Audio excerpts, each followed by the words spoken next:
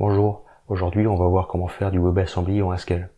Dans les dernières versions du compilateur GHC, on peut faire du code natif, mais également du code JavaScript ou du code WebAssembly. Du coup, on va pouvoir faire des applications web côté client, et pour ça, on a des bibliothèques qui existent pour interagir avec le JavaScript ou avec l'architecture, le DOM de la page web. Et on a également des bibliothèques un peu plus haut niveau, comme Miso, qui permettent vraiment de faire des applications web côté client quasiment entièrement en Haskell.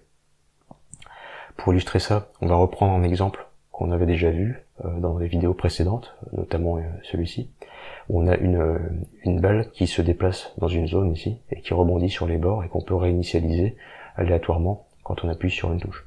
Là, on avait fait ça avec la bibliothèque Gloss, qui permet de produire un code natif exécuté par le système d'exploitation. Maintenant, on va voir comment faire ça en Haskell dans une page web de façon un peu plus portable avec WebAssembly. Comment on fait du WebAssembly en Haskell? Et comme d'habitude, en fait, on passe le code source au compilateur. Dans la configuration de projet, on indique qu'on veut générer du WebAssembly et le compilateur va nous générer du WebAssembly. Pour utiliser ce code-là, c'est un petit peu plus compliqué puisqu'il faut l'intégrer dans une page web. Donc du HTML, et pour ça il va falloir charger notre WebAssembly et différents fichiers. Alors je vais montrer peut-être ici. Donc notre fichier de HTML, c'est du HTML classique. Là j'ai rien mis dans le corps du document, on va tout faire en Haskell. Juste, je demande de charger le index.js ici. Ce fichier-là, il a l'air un peu compliqué, mais en fait c'est tout le temps la même chose. Il faut juste indiquer ici le nom du fichier WebAssembly qui aura été généré par le compilateur. Et ici, on doit indiquer ce fichier-là aussi, qui permet de faire l'interface Haskell JavaScript, qui est pareil généré par les outils de Haskell. Et donc une fois qu'on a fait ça, on va pouvoir faire notre application en Haskell. Alors, on voudrait avoir quelque chose comme ça, une page web, un canevas HTML ici, avec notre balle qui est animée ici, et qu'on peut réinitialiser en appuyant sur la touche espace. Pour cela, j'ai repris du code qu'on avait fait dans les vidéos d'avant pour générer les mouvements de la balle, implémenter tout ça. Donc en gros, une balle, c'est tout simplement une position, une vitesse, des vecteurs 2D. Le modèle de notre application, ça va être la balle courante et la liste des balles suivantes qui ont été calculées aléatoirement et on va pouvoir prendre le premier élément de la liste ici quand on veut changer de balle et on va pouvoir faire varier différentes balles aléatoires de cette façon-là. Par rapport à Gloss, j'ai rajouté ce paramètre ici, le temps courant. Dans Gloss, en fait, quand on fait une mise à jour, il nous donne l'intervalle de temps qui s'est déroulé entre les deux mises à jour.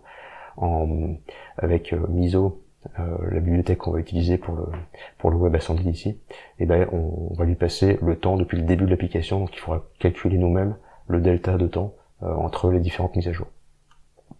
Donc ça, c'est pour les données. Au niveau des fonctions, j'ai une fonction ici pour créer un modèle initial, une fonction pour changer de balle. Donc en gros, la balle courante, c'est la première balle qu'il y avait dans la liste de balles, et du coup, dans ma nouvelle liste de balles, j'enlève la balle qu'il y avait au début, je la mets à la fin.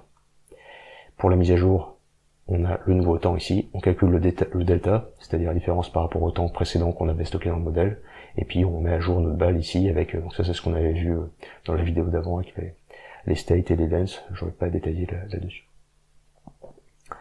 Ok.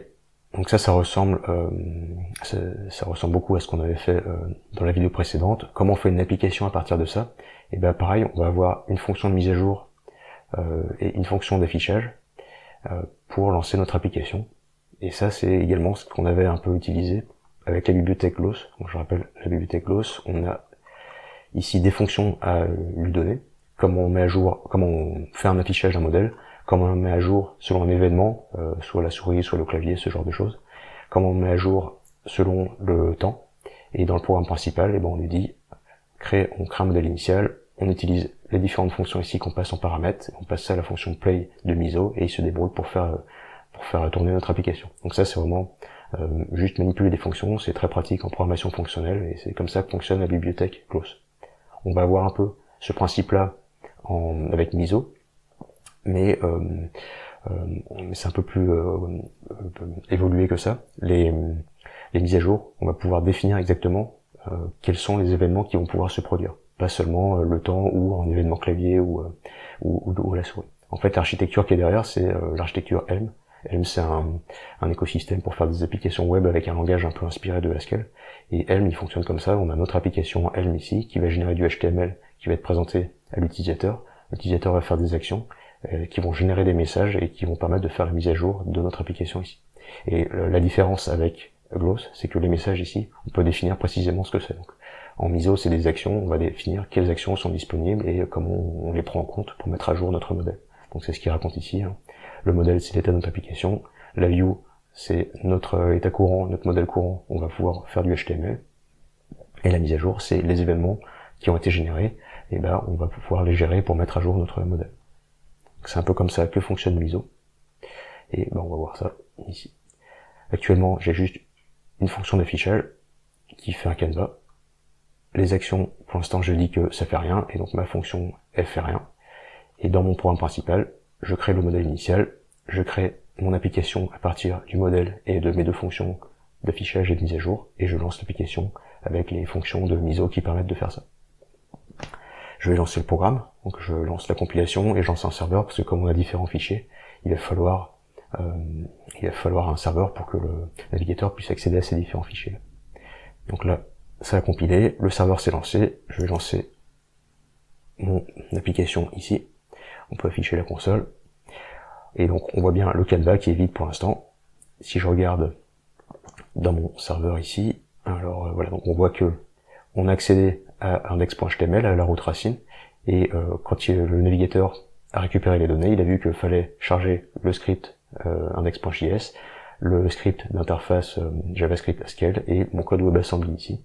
Donc on voit vraiment qu'il a chargé tous les éléments, et c'est pour ça que ici, il va vraiment afficher mon canevas. Ça aurait été construit par le code que j'ai mis dans ma fonction d'affichage ici, qui a généré le canevas et qui est compilé dans le WebAssembly, donc on a tous les éléments qui s'intègrent bien correctement. Alors première chose qu'on pourrait voir, c'est donc ici, pour faire un affichage de ma page web, en fait on a un langage dédié qui réimplémente le HTML. Par exemple, on peut créer des divs, on peut créer des canevas. Si je veux créer on va pas faire ça. Si je veux créer un titre, par exemple, je peux faire un h1 underscore. Donc ça, c'est du code HTML, c'est du code Haskell qui va produire du HTML qui correspond vraiment au HTML. On a des paramètres à mettre et le corps de ce qu'il y a dans la balise h1 ici. Par exemple, je vais mettre un texte, my up, par exemple. Voilà. Donc vraiment, on peut utiliser du code Haskell pour générer du HTML, et c'est vérifié par le compilateur. Si jamais j'ai fait une erreur dans les noms de balises, etc., ce sera vérifié dès la compilation. Donc ça, c'est plutôt intéressant. Si je relance pour voir, il recompile, il relance mon serveur, et si je mets à jour ma page web, voilà, donc il a bien pris en compte ici mon titre. On va peut-être mettre, voilà. Ok. Donc maintenant, pour dessiner notre balle dans le canevas, pour l'instant c'est un canevas HTML. Pareil, il y a un langage dédié en Haskell qui interface l'API JavaScript de Canva. Donc ici, toutes les fonctionnalités pour dessiner dans un canevas en HTML, et on a l'équivalent en code Haskell. Donc comment on peut faire pour dessiner notre balle? On va dessiner un disque à la position de notre modèle. Notre modèle, c'est un paramètre ici qu'on a récupéré de la fonction d'affichage.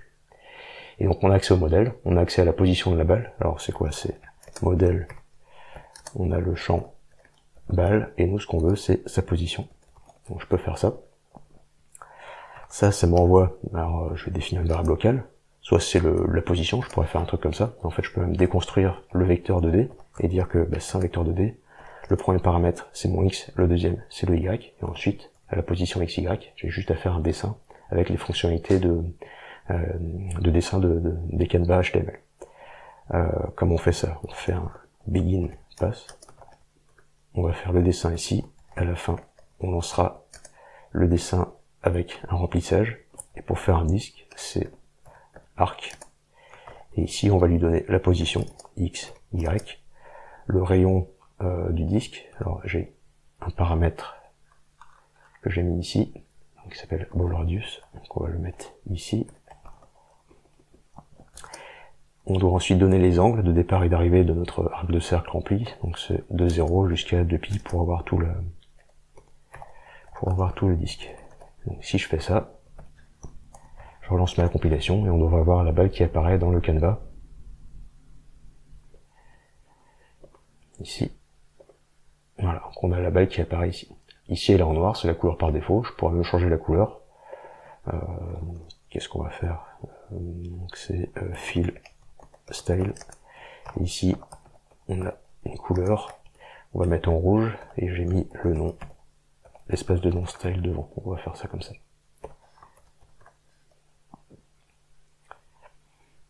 Ok, ça compile, je rafraîchis et cette fois on a bien notre balle en rouge qui apparaît ici. Ok, alors j'ai pas dit mais notre fonction de vue ici, comme dans Helm, le MISO, il regarde tous les éléments qui ont changé par rapport à l'appel précédent. Donc s'il y a des éléments qui n'ont pas changé, il va pas le recalculer, il y a une espèce de DOM virtuel, il recalcule uniquement les composants HTML qui ont évolué.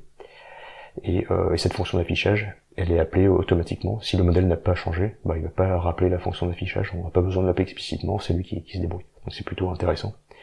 Dans les actions qu'on va définir maintenant, on a juste à dire comment je fais évoluer mon modèle, et puis c'est tout, c'est lui qui se débrouille pour mettre à jour ce qui est nécessaire. Donc ça va être l'étape suivante. Alors on a deux actions à gérer, nous, quand on appuie sur la touche espace, et quand le temps s'écoule, il va falloir gérer ces deux types d'actions. Donc là je vais faire un vrai type pour décrire mes actions. Dans un premier temps, on va faire la touche clavier. Pour ça, je vais définir une action, je vais l'appeler key par exemple. Et cette action-là, elle va pouvoir contenir des informations supplémentaires selon comment je l'utilise. Alors comment je vais l'utiliser moi? En fait ici, quand je lance mon application, je vais demander d'activer l'écoute des événements clavier. Donc on a une souscription à faire ici, et on a cette fonction-là qui permet de dire s'il y a des événements clavier, tu génères une action qui va être gérée par la fonction de mise à jour du coup. Donc là j'ai mis un action key, c'est le type que j'ai déclaré ici.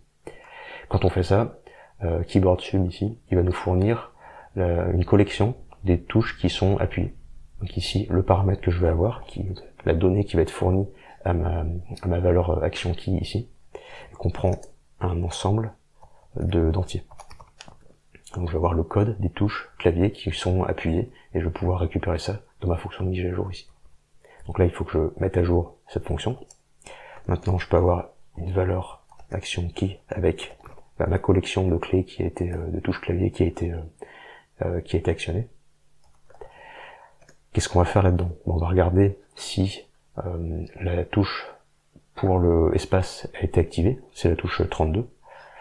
Le key ici c'est un set, c'est une collection d'éléments uniques en Haskell. On a une fonction members, donc je peux faire members, member 32, c'est le code de la touche espace, dans mes keys.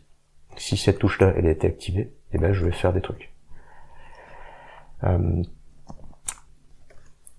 Notre fonction ici, elle travaille dans effect. Alors c'est quoi ce truc-là? En fait c'est une monade qui implémente les fonctionnalités de MISO qui sont nécessaires pour gérer, pour mettre à jour notre modèle. En fait ça reprend les fonctionnalités de state plus d'autres, la monade state, et donc en fait le modèle c'est notre état courant. On a accès à toutes les fonctionnalités de la monade state, on peut faire des get, des modify, ce genre de choses. Pour accéder au modèle courant, on a juste à faire une action de type effect ici. Et on peut faire également des interactions avec le JavaScript. Et au final, ça doit retourner éventuellement une nouvelle action. Ici, c'est ça le type de cette fonction de mise à jour. Donc ici, je suis dans une monade. Je peux faire un when. Donc quand cette condition est vérifiée, quand la touche 32 a bien été activée, je vais faire des choses. Donc c'est quoi les choses? C'est modifier mon modèle courant. Et je suis dans une monade state. Donc en fait, ce que je peux faire, c'est directement, je vais le faire comme ça, modifier l'état courant. Alors non, je l'aurais pas. Modifier l'état courant, c'est-à-dire mon modèle, et pour ça j'ai un changeable ici qui prend un modèle, retourne un modèle, donc c'est exactement ce qu'a besoin ma fonction modify, donc elle va faire ça pour le modèle qui est courant, qui est dans mon state courant. On peut faire ça, on peut faire également, on va faire un petit affichage pour voir si ça marche bien. Donc, moi ce que j'aimerais bien faire c'est un console log de la balle courante qui a été générée. Alors pour ça il faut que je récupère la balle. Comme je suis dans la monade state, je peux faire un use ici du champ ball. Donc ça veut dire que je vais récupérer le champ ball de mon état courant, qui est de type modèle, donc c'est bien un champ de modèle. J'appelle ça B, c'est donc ma balle courante. Je vais pouvoir l'afficher. Alors pour ça, il faut que je fasse un show de ma balle. Et show, ça me donne un string. Console log, il prend un miso string. C'est une chaîne de caractères adaptée pour le web. Donc ici, on a une fonction pour convertir qui s'appelle ms miso string de la chaîne de caractères ici. Console log, c'est une action en JavaScript. Donc en fait, on peut pas faire ça directement. On est dans notre monade effect ici, et cette monade ici, elle permet de faire une action de JavaScript. Pour ça, il faut utiliser la fonction io ici. io et underscore parce que j'ai pas besoin du résultat. Voilà, donc j'appelle modify pour changer mon état courant, je récupère la balle, je l'affiche dans ma console pour vérifier que ça marche bien. Et a priori, si je relance ma compilation de mon serveur, et ben quand j'appuie sur la touche entrée, il devrait mettre à jour ma balle et l'afficher dans la console. Donc on va faire ça. Ok, donc là, l'application se lance, j'appuie sur la touche entrée, espace, pardon. Bon, là ça marche pas, alors probablement que le cache, il a gardé en cache le WebAssembly, donc je vais vider le cache et relancer mon application. Ok, voilà, donc là maintenant j'ai appuyé sur la touche espace, et donc on voit que la balle a changé. Si je rappuie, si je rappuie, la balle change, et dans la console, il me dit que il y a une nouvelle balle qui a été créée, il me donne ces informations, la position, la vitesse, etc. On va faire ça. Voilà. Donc ça a l'air de fonctionner. Quelque chose qu'on peut remarquer, ce que je disais tout à l'heure, c'est que ici j'ai pas demandé de faire le réaffichage. Comme j'ai modifié mon modèle, Miso a détecté qu'il y avait un changement de modèle, donc il fallait rappeler la fonction d'affichage, et il l'a fait automatiquement. Et même pour le moment, il a relancé que l'affichage du Canva, parce que le reste ne dépend pas, n'a pas été modifié, ne dépend pas de mon modèle. Donc là, on a géré notre touche au clavier. Maintenant, il nous reste à gérer le temps qui s'écoule. Donc pour ça, on a une fonction ici, getTime, qui permet que j'écris ici, qui permet de récupérer le temps juste en secondes plutôt qu'en millisecondes. Et cette fonction-là, on va pouvoir l'appeler. C'est du code JavaScript. Et ça va nous permettre de récupérer le temps courant à l'instant où on appelle la fonction. Tout ça, ça marche par le système d'action. Donc, en plus de mes touches au clavier, je vais mettre une action pour gérer le temps. J'appelle ça action time. Et je vais lui passer, je me suis trompé.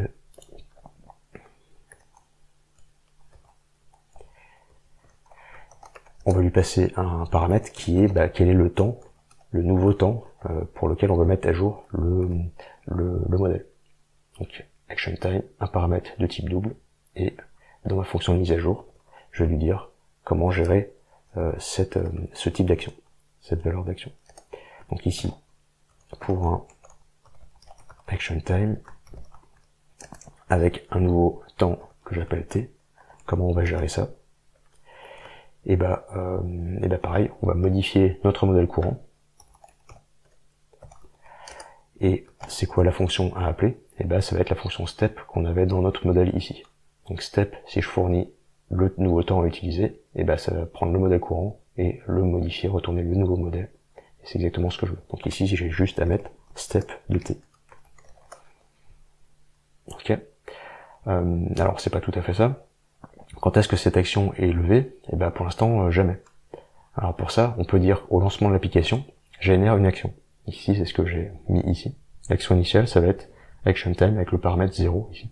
Et donc initialement, il va générer cette action avec un temps courant qui est 0 au tout début. Du coup, il va bien appeler ma fonction de mise à jour ici. Il va faire la modification et puis c'est tout. Ça va pas faire d'animation, il va juste faire un pas dans l'animation. Si je veux continuer en permanence, il faut que je le fasse moi-même. Il faut qu'à la fin ici, je relance une action de type action time ici, avec le nouveau temps qui se sera écoulé depuis entre temps en fait. On peut faire ça. Pour ici mon paramètre, il faut que je récupère le temps via ma fonction myGetTime ici. C'est une action qui va interagir avec JavaScript. Donc tout ça, ça va être dans un IO, comme on avait vu pour le console log. Il faut que j'appelle myGetTime, et myGetTime, c'est bien une action ici, donc je peux faire un IO dessus, et le double que je récupère, je vais le passer au constructeur ActionTime pour générer non pas juste un double, mais un action, mon type action ici. Donc ici, il faut que je fmap ActionTime dans mon action qui sera réalisée côté JavaScript. Ok, donc au final, hein, l'application se lance. Au début, il génère un ActionTime de 0, il met à jour, et à chaque mise à jour, il va reprendre le nouveau temps qui s'est déroulé depuis, refaire un ActionTime, et ça va relancer la fonction de mise à jour. On va tester. Ça compile. Alors, qu'est-ce que j'ai oublié? Ouais. Ici, il y a plusieurs actions, donc il faut bien que je mette un do ici.